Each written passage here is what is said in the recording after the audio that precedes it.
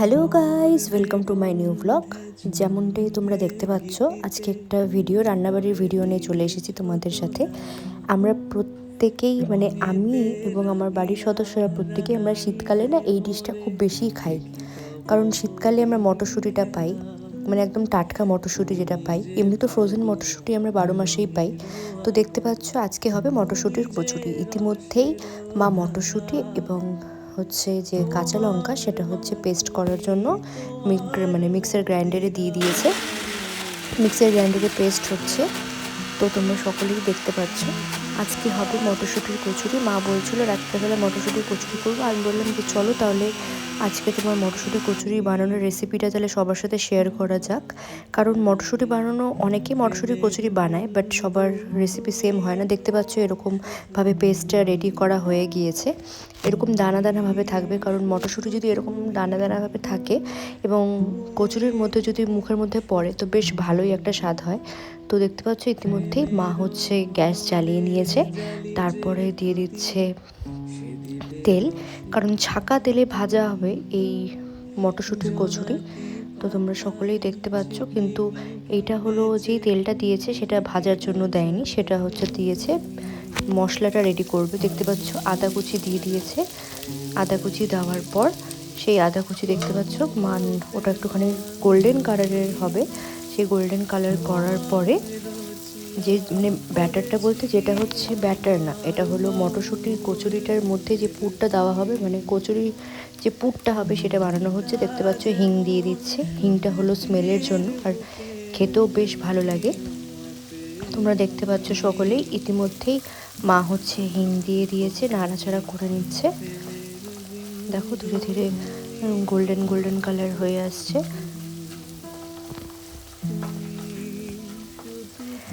এরপরে দেখতে পারবে যে পেস্টটা যে রেডি করা হয়েছিল সেই পেস্টটা মা দিয়ে দিয়েছে ইতিমধ্যেই। পেস্টটা রেডি যেটা করেছিল সেই পেস্টটা নাড়াচাড়া করছে। এই যে পেস্টটা রেডি করতেই সময়টা লাগে অনেকটাই। তো এই পেস্টটাই তৈরি করছে মা। তোমাদেরকে ইনগ্রিডিয়েন্টস কী কী লাগছে সেটা আমি এক এক করে বলে দিলাম। প্রথমে লেগেছে আদা কুচি, আদা গ্রাইন্ড করে দিয়েছিল, যেরকম আদা ঘষে দেওয়া। এরপরে লবণ দিল। লবণ দেওয়ার পর হালকা চিনি, স্বাদ অনুসারে লবণ, তোমরা যেরকম লবণ খাও সেই লবণ। এবং তারপরে দেখো এটা মাখানোর পর স্বাদ অনুসারে চিনি দিয়ে দিয়েছে।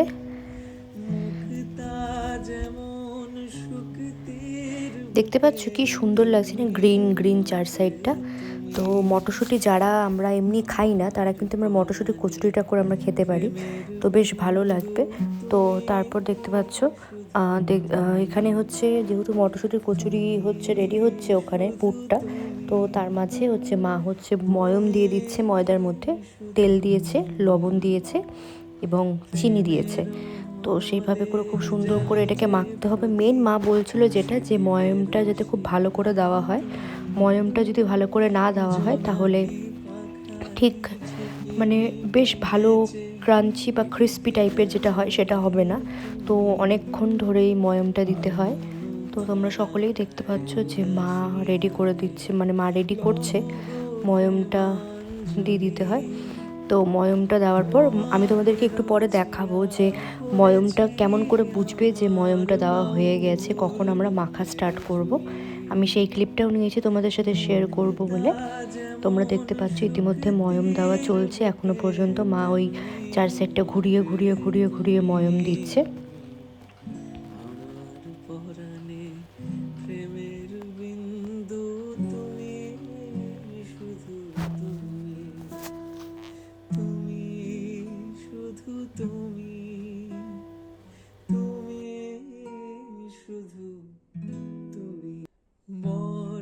গন্ধে ছন্দে গীতিতে হৃদয়ে দিয়েছ তোলা, রঙেতে রাঙিয়া। দেখো ময়ম ইতিমধ্যে হয়ে গিয়েছে। এই যে এরকমভাবে যদি দলা পাকানো যায় তাহলেই বুঝতে পারবে যে এখন আমাদের মাখার সময় হয়ে গিয়েছে। অনেকক্ষণ ময়ম দেওয়ার পর দেখতে পাচ্ছ যে এরকম টাইপের হলে পরে তোমরা বুঝতে পারবে ময়মটা আমার ঠিক হয়েছে এবং আমি মাখতে পারবো। তারপরে আমি দেখে নিচ্ছি ব্যাটারটা, যে ব্যাটারটা আমি তোমাদেরকে বলতে ভুলে গিয়েছিলাম যে ওখানে হলুদ দেওয়া হয়েছে, হ্যাঁ হলুদও দেওয়া হয়েছে। তো আমরা দেখো যে ইতিমধ্যে দেখো কতটা গাঢ় ছিল, মানে কতটা থকথকে একটা ভাব ছিল, এখন কতটা শুকনা হয়ে এসেছে। তো এইভাবে করে নাড়িয়ে চাড়িয়ে জিনিসটাকে অনেকক্ষণ ধরে, তোমাদেরকে যেহেতু প্রথমেই বলেছিলাম অনেকক্ষণ ধরে সময় লাগবে, তো নাড়িয়ে চাড়িয়ে আবার মা হচ্ছে আবার মাখার প্রসেসে চলে যাই। দেখো ওইদিকে ময়ম দেওয়া কমপ্লিট, এখন মা হচ্ছে মেখে নিচ্ছে যতটা, যে যেরকম করে, দেখো আটা মাখতে সবাই পারে, কারণ আমাদের মায়েরা সবাই আটা মাখতে পারে, তো যে যেরকম করে মাখে সে সেরকম করে মেখে নিও।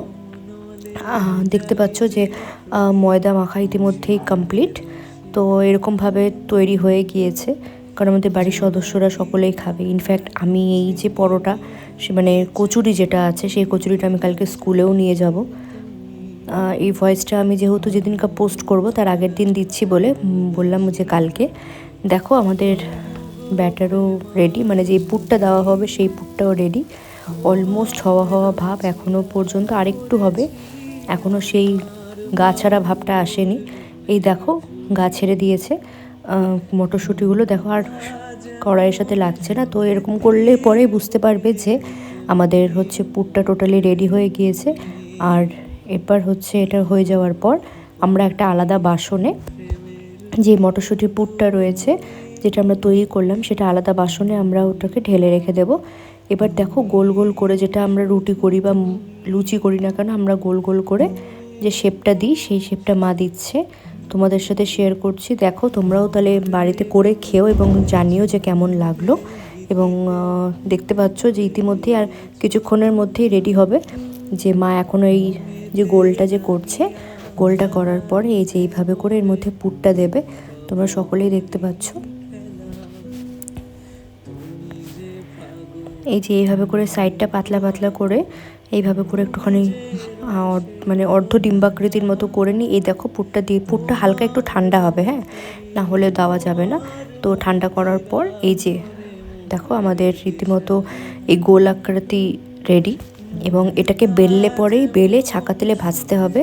তোমাদেরকে এক এক করে সমস্তটাই স্টেপ দেখাবো। দেখো দুটো প্রথমে আমি মাকে বলেছিলাম যে আগে দুটো রেডি করো, দুটো রেডি করার পরে তাহলে আমি সবাইকে দেখাতে পারবো, কারণ অনেকগুলোই পরোটা হবে, মানে অনেকগুলোই কচুরি হবে, কিন্তু অতগুলো তো আর দেখালে পরে অনেকটা লেন্থি ভিডিও হয়ে যাবে, তার জন্যই দুটো আগে করে রাখতে বলেছিলাম। তো দুটোই করছে, তোমরা সকলেই দেখতে পাচ্ছ। দেখো অলমোস্ট হচ্ছে বানানো, বলতে গেলে যেটা পুর যেটা, সেটা হচ্ছে দিচ্ছে মা। পুরগুলো দেওয়ার পরে এইভাবে করে গোলাকৃতি করছে। গোলাকৃতি করার পর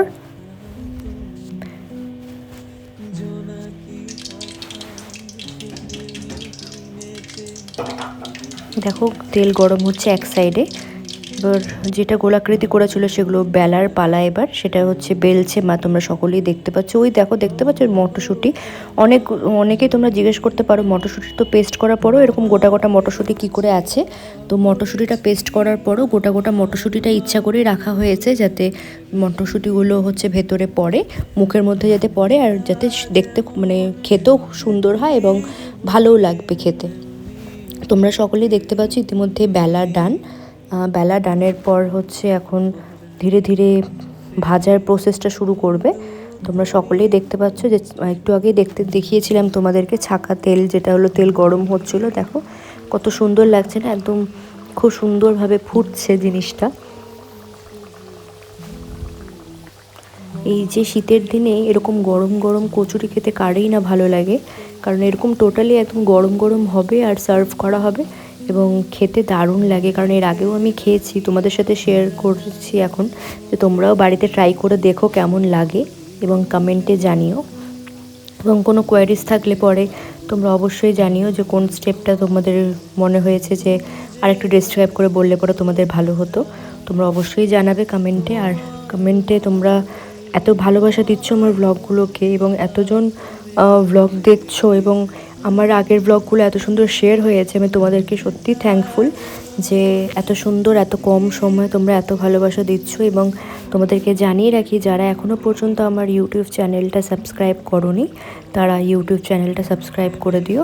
এবং আরও নতুন নতুন ভিডিও আসতে চলেছে। দেখো এই তোমাদের সাথে কথা বলতে বলতে কচুরি ভাজা হয়ে গিয়েছে, হটকেসে মা রেখে দিচ্ছে। যেহেতু বলেছিলাম দুটো কচুরি, মাকে বলেছিলাম রেডি করতে, দুটো কচুরি ভাজা কমপ্লিট, মোটামুটি একটা কচুরি ভাজা হয়ে গিয়েছে আর একটা কচুরি ভাজার পথে। তো দেখতে পাচ্ছ এরপরে হলো যেটা হলো সার্ভিংয়ের ব্যাপার। এটা হলো আমি রেডি করে দিয়েছিলাম ভাই খাবে বলে, কারণ বাবা তখনও আসেনি। দেখো ভাই এখন টেস্ট করে এখন রিভিউ দেবে যে কেমন হয়েছে না হয়েছে। তো আজকের জন্য এখানেই ইতি, আবার নেক্সট ব্লগে দেখা হবে। ভালো থেকো, সুস্থ থেকো, টাটা।